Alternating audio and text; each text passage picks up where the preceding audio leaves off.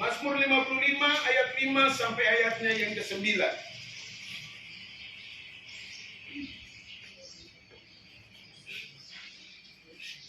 Kalau sudah, saya undang kita semua bangkit berdiri untuk kita baca secara bersama-sama. Mazmur 55 ayat 5 sampai 9 dengan berikut doa minta tolong terhadap musuh untuk pemimpin biduan dengan permainan kecapi nyanyian pengejaran Daud. Ayatnya yang kelima, 2, 2, 3. Hatiku gelisah, dengan maut telah menimpa aku. Aku dirundung takut dan getar, perasaan senang meliputi aku. Pikirku, sekiranya aku diberi sayap seperti merpati, aku akan terbang mencari tempat yang tenang. Bahkan aku akan lari jauh-jauh dan bermalam pada gurun. Aku akan segera mencari tempat perlindungan terhadap angin ribut dan badai. Amin. Firman Tuhan. Bapak Ibu semua dipersilakan duduk kembali. Renung takut dan gentar, perasaan senang meliputi aku. Pikirku, sekiranya aku diberi sayap seperti merpati, maka aku akan terbang dan mencari tempat yang tenang. Bahkan aku akan lari jauh-jauh dan bermalam di padang gurun. Aku akan segera mencari tempat perlindungan terhadap angin ribut dan badai. Bapak Ibu semua, renungan firman Tuhan di saat itu mengatasi kegelisahan. Kegelisahan ini satu hal yang lumrah, satu hal yang biasanya kita manusia alami. Dia tidak konsisten, tapi dia itu kadang-kadang dia tiba-tiba datang berdasarkan dengan persoalan apapun, berita-berita yang kita dengar. Bahkan bisa dengar dengan telinga melalui media sosial, itu bisa mendatangkan kegelisahan. Kita kerja, tapi kalau anak ada sakit, gelisah tidak? Gelisah. Kita kerja, tapi kalau keluarga, tiba-tiba keluarga ada pergi berangkat jauh, gelisah sekali. Kita kerja, tapi kalau tidak ada yang jaga jemput anak di sekolah, gelisah juga. Bapak Ibu, dan ada banyak hal yang bisa mempengaruhi, bisa menjadi alasan untuk kita gelisah. Apalagi kalau kita dengar ini sampai kami ini kabinet ini di Papua Barat tidak bisa berposisi bagaimana ya? Saya kepala bidang saya pindah ke saya bendahara saya pindah ke saya kepala dinas saya ini bisa jadi PJ atau tidak, gelisah ya, kita gelisah. Ini saya kota kosong di periode kemarin atau tidak? Ya kita tahu secara bersama-sama banyak hal yang mempengaruhi. Kalau bicara tentang gelisah di sektor-sektor pegawai negeri, kita bisa terjemahkan itu masing-masing apapun yang membuat kita gelisah. Sukarni, Rohia bisa tinggal dalam berpari, ikan dia habis atau harus habis. Kalau tidak, ada banyak hal. Kontraktor dia mau sampai capek, buru-buru sampai buat banyak. Kami yang hamba Tuhan juga, kelayanan ini ada pas masuk proposal capek juga. Sehingga melayani dengan keterbatasan yang ada gelisah, tapi itu hal yang biasa. Tapi kalau setiap hari Anda gelisah, berarti ada yang harus diperbaiki dalam hidup kita. Karena semua orang ini gelisah, semua orang mengalami kegelisahan. Tapi kalau kita bisa masuk dari gelisah pindah ke kekhawatiran, orang itu satu keluarga besar. Bapak Ibu semua, dan ketika kita gelisah adalah bagian dari kehidupan yang tidak lepas. Dan ketika orang Kristen gelisah, kita akan pelajari beberapa hal penting yang mengajarkan kita di saat ini. Ketika orang Kristen gelisah, yang pertama yaitu percaya kepada Tuhan dengan segenap hati. Bapak Ibu semua yang dikasih oleh Tuhan kita Yesus Kristus. Mazmur 27 ayat 3 dia berkata, sekalipun tentara berkemah mengepung aku tidak takut hatiku. Sekalipun timbul peperangan melawan aku, dalam hal itu pun aku tetap percaya. Dengar ini, sekalipun tentara berkemah mengepung aku tidak takut. Tidak takut hatiku. Sekalipun timbul peperangan melawan aku, dalam hal itu pun aku tetap percaya. Ini berbicara tentang situasi di sekitar yang mungkin mengancam kenyamanan kita, situasi yang tidak enak, yang mendatangkan bahaya, para bahaya. Mungkin kita belum ada di situasi yang berbahaya, atau mungkin kita sedang mengalami hal itu. Berita-berita yang kita dengar membuat kita tidak bisa makan, duduk, menikmati kebahagiaan dengan keluarga, dengan baik di lingkungan. Tapi firman Tuhan bilang di sini, Mazmur 27 ayat 3, dalam hal itu pun, Bapak Ibu semua, dalam hal itu pun bisa diterjemahkan, dalam hal saya sendiri. Dalam hal ketika saya pergi periksa di dokter bilang Anda paru-paru. Tapi firman Tuhan bilang dalam hal itu pun aku tetap percaya. Dalam hal kita dengar mungkin nanti akan mau pindah. Atau mungkin kau pindah keadaan di Papua Barat ini jalan dinas dipotong segala macam. Proyek dana semua dikurangi. Itu bisa maksud diartikan sebagai dalam hal itu. Tapi itu terjemahkan dari dalam hal itu. Ada banyak hal yang bisa membuat kita gelisah. Dan firman Tuhan bilang dalam hal itu pun aku tetap percaya. Firman Tuhan harus bilang di sini poin pertama, percaya kepada Tuhan itu harus dengan segenap hati. Sehingga ketika mata kita melihat sesuatu yang tidak enak, tapi hati kita menerima semuanya. Amin. Kalau hati sudah menerima, saya percaya berada dalam lembah kekelaman, berada dalam situasi padang gurun, keadaan yang tidak enak, yang berpotensi membuat hati kita gelisah, tapi kita akan tetap percaya. Bapak Ibu semua yang dikasih Tuhan kita ke Yesus Kristus. Mazmur 125 ayat 1 itu berkata, orang yang percaya kepada Tuhan adalah seperti gunung Sion yang tidak pernah goyah. Gunung Sion terlalu jauh, kita semua mungkin kurang ke Israel. Tapi saya bisa bilang, Anda lihat ke sana itu gunung Arfat. Orang yang percaya kepada Tuhan adalah seperti gunung Arfat yang tidak pernah goyah. Iman itu membuat kita kuat seperti gunung, kokoh seperti gunung. Jadi mukjizat pertama ketika Anda percaya kepada Tuhan dalam situasi kegelisahan. Bukan Tuhan buka jalan yang utama, tapi Tuhan kuatkan iman Anda. Amin. Tuhan kuatkan hati Anda, sehingga kita kuat menghadapi. Bapak Ibu, yang utama itu hati yang kuat. Kalau hati sudah kuat, pekerjaan berjalan dengan baik. Pelayanan berjalan dengan baik, semua berjalan dengan normal. Karena hati ini masalahmu berat sekalipun, tapi pemazmur bilang, aku tidak takut bahaya, karena gadamu dan tongkatmu itulah yang hidup. Bapak Ibu yang dikasih oleh Tuhan kita Yesus Kristus. Orang yang percaya kepada Tuhan itu bukan hanya kita akan iman itu akan mendatangkan kekuatan dalam diri kita. Sehingga poinnya pertama, ketika hati ini gelisah, ketika ada kegelisahan dalam hidup, mungkin hal kecil apapun, mungkin tidak terlalu berat, masalah tidak terlalu berat.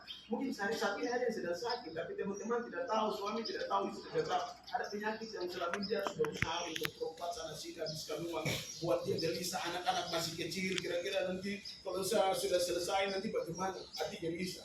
Firman Tuhan bilang dalam hal itu pun aku tetap percaya.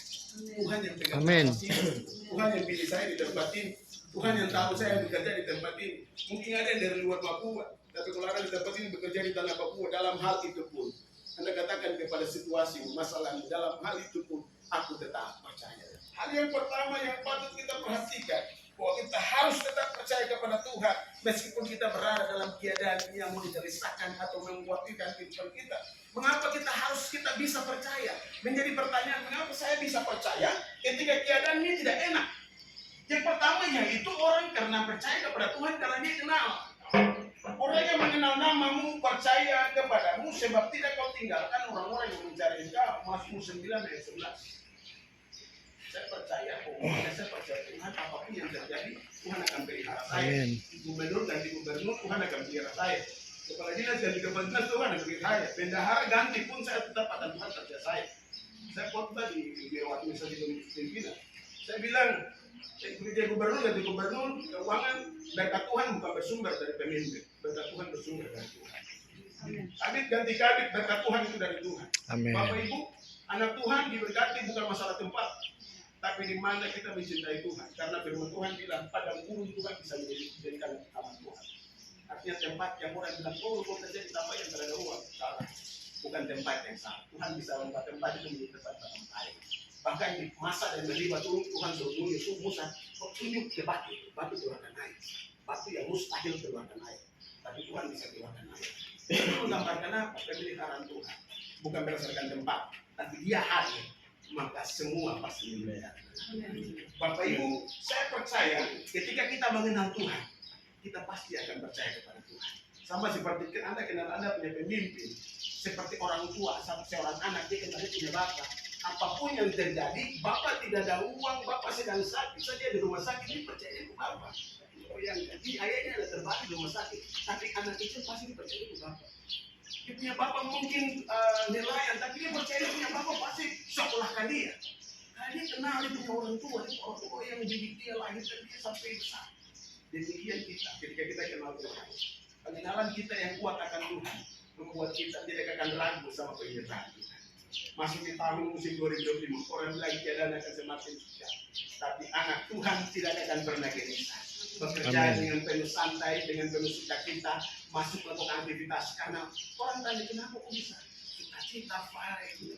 Ya saya percaya Tuhan yang pegang saya, Tuhan yang tahu saya, Tuhan yang memberkati saya di tempat ini, dan Tuhan yang pegang kita, bukan manusia yang pegang. Saya percaya Bapak Ibu, saya sangat percaya ketika Tuhan yang melangkah bersama dengan kita, apapun situasi dan keadaan, pasti semua akan aman dan baik-baik saja. Hal yang kedua, Mengapa? Ketika kegelisahan dan kekhawatiran ini menghampiri setiap kehidupan kita. Yang kedua, rubah fokus kita.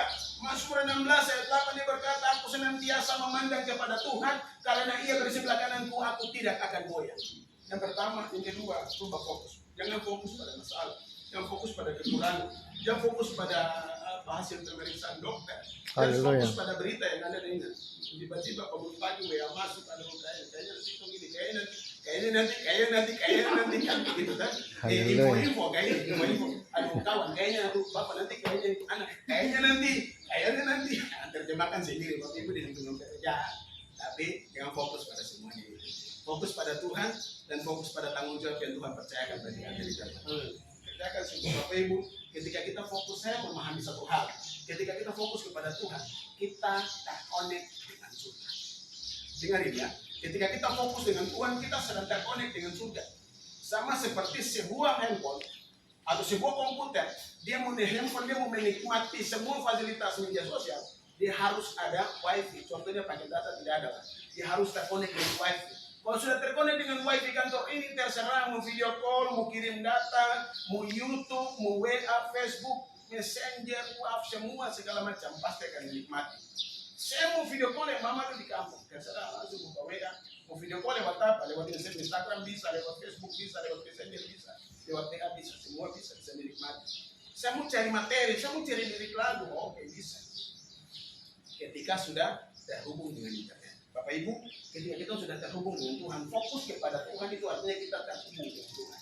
Ketika ada masalah, ada persoalan datang, tiba-tiba Anda gelisah sekali, kita tenang hati ini gelisah.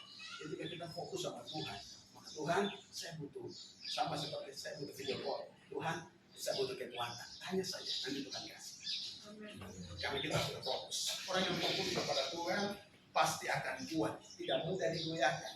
Dan hal yang kedua yang kita pelajari ketika kita ada dalam kegelisahan, arahkan fokus kita kepada Tuhan. Amsal 4 ayat 25 dia berkata bahwa biarlah matamu terus memandang ke depan dan tatapan matamu tetap ke muka.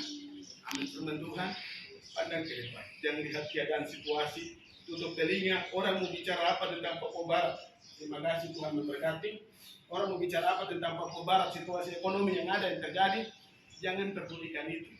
Fokus apa yang Anda kerjakan saat ini, fokus di lingkungan pekerjaan di mana Tuhan panggil Anda untuk bekerja. Bapak Ibu, kami melayani di gereja, Anda melayani di tempat. Karena firman Tuhan berkata, jika engkau makan atau engkau minum, jika engkau melakukan sesuatu yang lain, lakukanlah itu untuk kemuliaan Tuhan. Itu artinya, kalau kau kerja seperti itu dengan hati yang tulus. Tuhan itu baik bagi orang-orang yang tulus hati dan bersih hati. Saya khotbah ini di biro administrasi sendiri. Saya bilang kalau kamu hati bersih, hati tulus, pasti berkat Tuhan itu akan menerima. Dan saya ingat gubernur Pak Domi punya kata di beberapa apa yang keluar di media ya. Jangan khawatir kalau Anda kerja baik. Ya Bapak Ibu masih ingat ya? Itu ada di media semua dan ikut. Bapak Domi kan bilang jangan takut kalau Anda kerja baik. Pasti kita bertahan. Artinya Bapak dihamba Tuhan. Dan itu firman Tuhan bilang. Bapak Ibu fokus kepada Tuhan. Jangan fokus pada masalah, tantangan. Jangan lihat, aduh ini makin sepi, jalan dinas semakin berkurang, kegiatan-kegiatan sudah kamu kerja sudah saja yang kerja. Jangan. Bapak Ibu kerjakan segala sesuatu. Saya percaya orang-orang yang mengasihi Tuhan. Saya tulis ini di media sosial ya. Dan saya percaya orang-orang yang mengasihi Tuhan pasti melihat pemeliharaan Tuhan. Mustahil mengasihi Tuhan. Jangankan mengasihi Tuhan, mengasihi Bapak saja Bapak pasti perhatikan saya. Mengasihi seorang kepala dinas sendiri perhatikan saya, apalagi mengasihi Tuhan. Bahkan penjahat Tuhan akan pakai untuk perhatikan Anda. Bahkan orang yang Anda tidak kenal Tuhan akan pakai untuk memberkati Anda dan saya. Ketika kita mengasihi Bapak Ibu, hal yang kedua yang kita harus kerjakan, yang kita harus perhatikan ketika ada kegelisahan. Yang kedua, kita harus fokus kepada Tuhan. Yang ketiga, yang harus kita perhatikan yang terakhir di sini, jangan jauh daripada Tuhan. Haleluya. Jangan semakin jauh. Jangan harus buat kau jauh. Orang pesisir pantai itu ingat sekali. Jangan gelombang ini sampai perahu ini semakin jauh dari bibir pantai. Tidak boleh. Dekat dengan Tuhan. Dekat dengan Tuhan itu dekat dengan hadirat Tuhan. Sama seperti tempat ini. Ibadah ini sangat penting sekali. Pendeta Melato ya. Pendeta Melato dia bilang begini. Ibadah selama 1 jam, dia akan menjaga aktivitas kita selama 23 jam. Doa Anda selama 30 menit mungkin, atau 1 jam, doa Anda selama 1 jam, dia akan menjaga 1 hari Anda selama 23 jam. 23 jam itu apa yang kau kerjakan? 1 jam itu dia akan menjaga suasana hati Anda, sukacita Anda, melawali hari-hari Anda dengan semangat. 1 jam dengan Tuhan. Jadi Bapak Ibu, saya mengerti sekali bahwa ketika kita beribadah sini, dia akan menjaga setiap suasana hati kita. Itu sangat penting. Bangun pagi, apa yang Anda kerjakan itu menentukan sukacita Anda di 1 hari itu. Bapak Ibu, jangan terus jauh daripada Tuhan. Ujian Pentakosta lama, dia berkata, hanya dekat Allah saja aku tenang. Dekat pemimpin saja tenang, dekat Pak Gubernur saja tenang, apalagi dekat Tuhan. Kenapa? Karena Pak Gubernur turun, kita pasti tidak akan tenang. Pak DM pensiun, orang bisa tenang kan tidak? Yang dekat pun begitu jauh, karena Bapak sudah ada uang, tidak ada jabatan. Dekat bendahara, waktu dia masih menjabat, kita tenang karena dia sudah jabatan. Ketika dia sudah turun, dia sudah ada uang. Semua jauh dari dia, perasaan tenang tidak ada. Tapi kalau dekat dengan Tuhan, musim berganti, waktu berganti, umur Anda berganti, anak-anak Anda, orang-orang meninggalkan, tapi Tuhan pasti memberikan kekuatan dalam setiap kehidupan kita semua. Bapak Ibu, dekat dengan Tuhan berbicara tentang apa?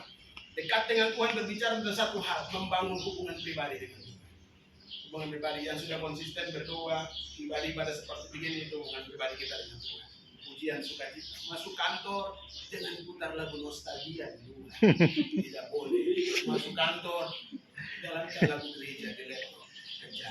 Di kantor atau mungkin tidak di mobil, mungkin bisa jalankan lagu gereja, mungkin tidak sempat baca firman, ya tidak sempat baca firman, Anda bisa download firman audio, Alkitab audio di YouTube, bicarakan sambil dengar. Mazmur itu banyak, audio dengan musik itu di YouTube banyak. Sudah jalankan itu sambil nyetir, jangan tutup mata yang ditabrak. Bapak Ibu, saya percaya orang yang dekat dengan Tuhan itu pasti kuat. Orang yang dekat dengan Tuhan itu umur panjang. Orang yang dekat dengan Tuhan itu Tuhan pelihara. Pemimpin saja kalau dekat dengan pelihara, apalagi Tuhan pelihara Anda.